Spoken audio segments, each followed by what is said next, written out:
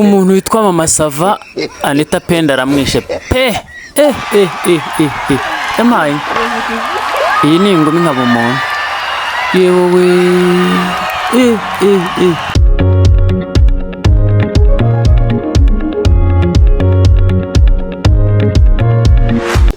Yes, reka mbasuhuze kandi mbifuriza ibihe byiza mwe mudahwema gukurikira Inguni Zose TV, ariko by'umwihariko mwebwe mumaze gukanda subscribe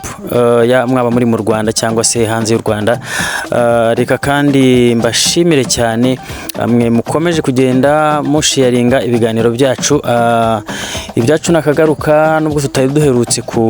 kugira ibyo tubereka cyangwa se tubagezaho, ariko noneho twagarutse.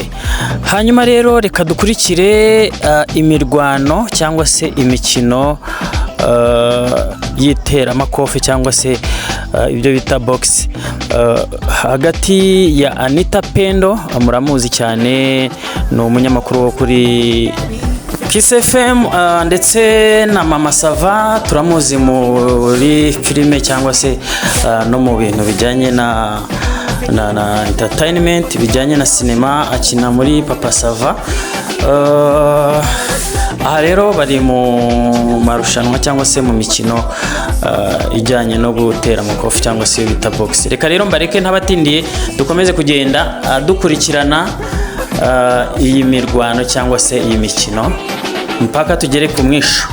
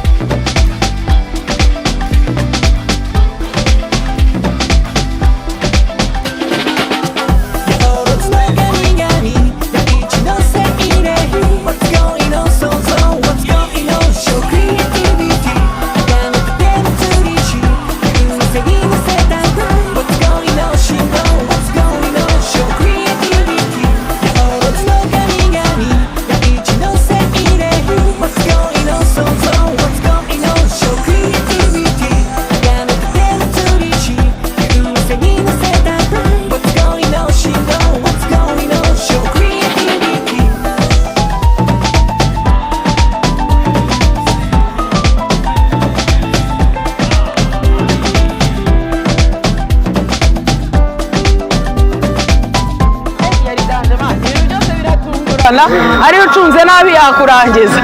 ahubwo nanjye nari ready nari mwiteguye ariko ni experience nziza pressure ari hejuru and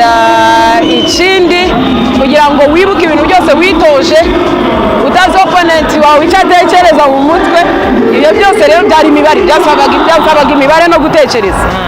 witoje nk'igihe kingana iki si ukwezi se twese twitoje igihe kingana hanyuma umaze ukwezi mwitoje yego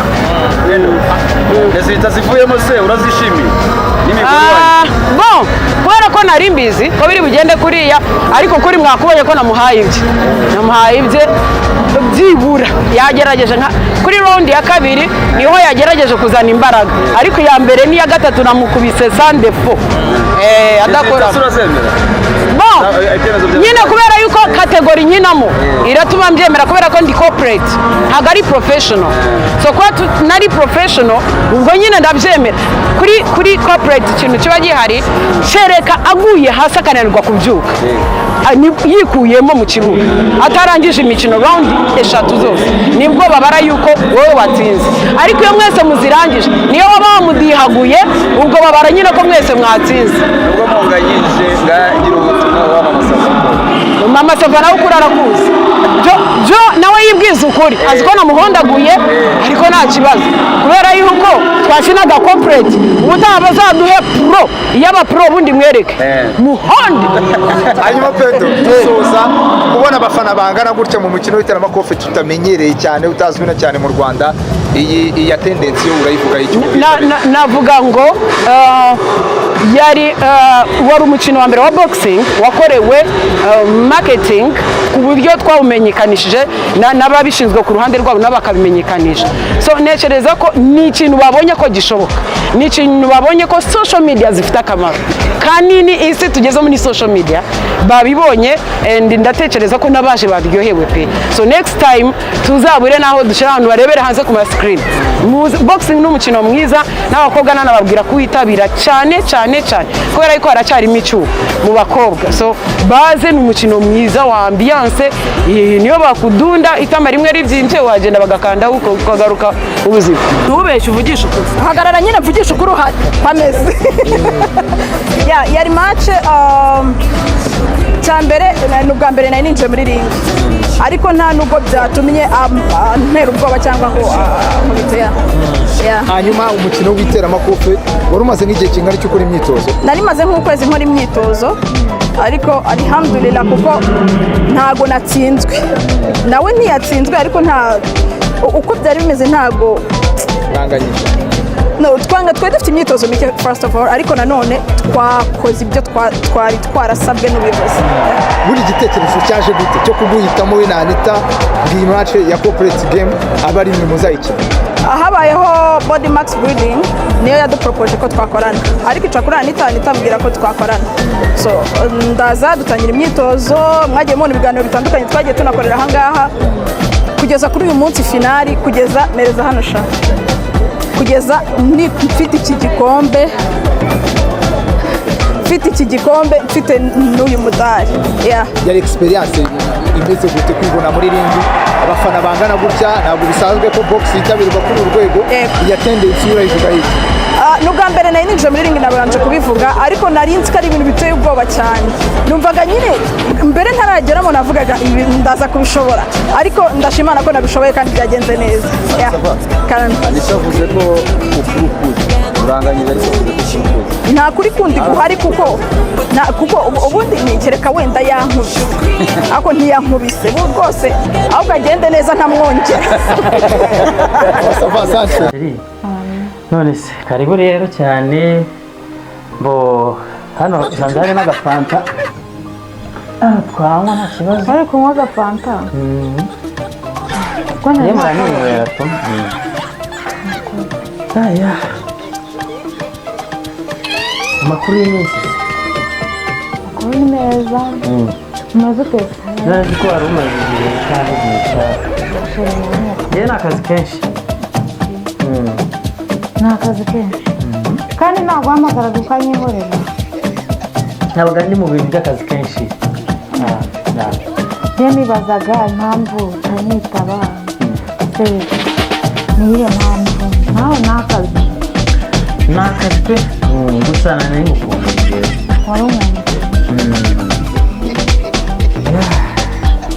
nanjye rero neza ariko kuva cyagiye twambaye inda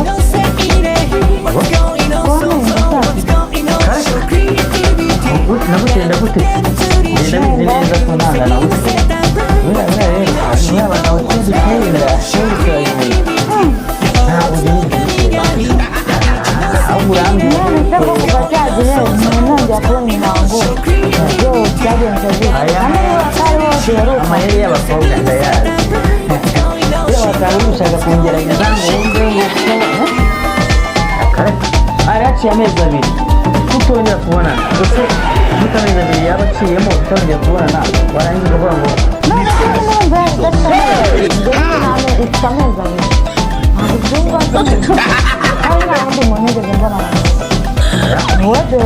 reka mubwire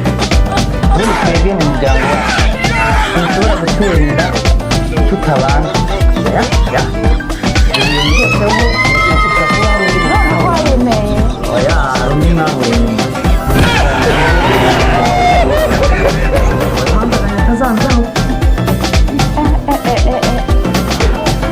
kuramo cyangwa se niba udashaka uhita usohoka hano usohokeremo ibyo byo kwikora byo ntabwo bishoboka nta nubwo byanakunda ntabwo byakunda rwose cyangwa mpamagare umudugudu mudugudu wanyu nta mudugudu mugira njyewe mudugudu utera ibyo ngibyo biba muhamagara ujya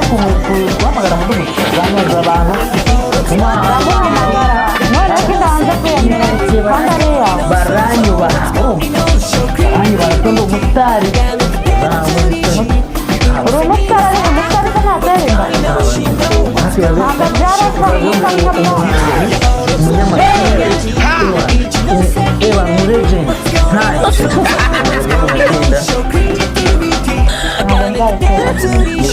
ntabwo nzabikora sohoka hano dutaza no guterana amahane sohoka ahangaha ntabwo nsohoka ndasohoka njyanye ntabwo nsohoka jewe ntabwo naguteye ndushaho sashakiraho wanteye